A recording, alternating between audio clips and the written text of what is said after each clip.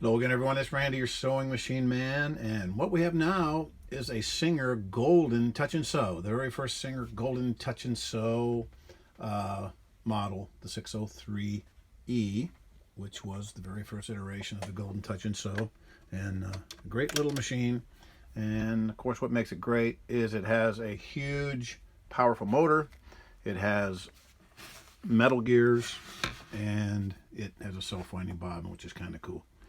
And a lot of folks have these and they love them to pieces. Of course, after this model they went to the 620 series. All those had plastic gears, but these are steel gears. Wow, you'll never see those again. It would be nice if it did, but I don't think you'll ever see steel gears again. So this little guy has been used by one of my real good customers and a good friend.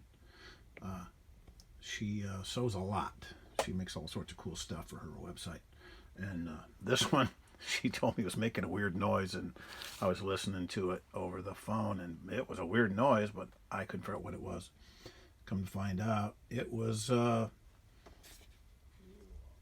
motor brushes. It had actually used them up.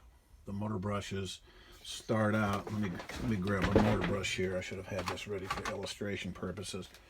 But a motor brush starts out looking like this for this model. Here's a batch of them. I can't separate them, don't have time, but here's what it starts out looking like. That's a full motor brush, brand spanking new, ready to go in. And when they end up down to like this, you've done some serious sewing. You have just about got your value out of those motor brushes. And the one that was on the one side. The other side, here's what's left of the motor brush. You can see that just a tiny little bit. And the spring, I actually got sideways in there, and it was actually grinding the spring down. But it's going to be back in operation. As soon as I get it all back together, I've already got the new motor brushes in. And of course, when you put them back in, they look like that. Look like that. The motor brushes, they go on the little, there's one screw on either side that takes them out. The little cap comes off on the side, like so. You pop that off, you pop this off, you put it all back together, and you're probably looking at another, this came out in early 60s.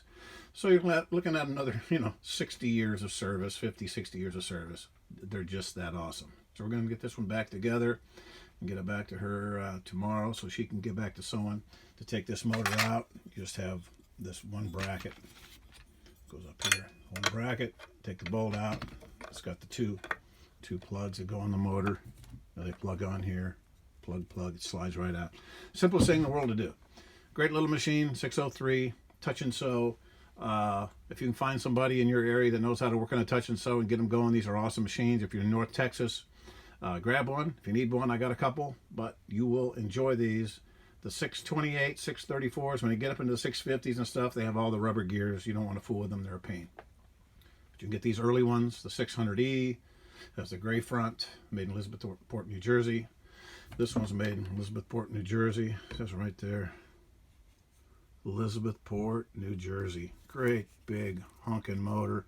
The new machines, now that you get, the motor is probably closer to about this size. But on these, big windings, lots of copper, lots of torque, excellent motors. This is the Singer Golden Touch and Sew 603.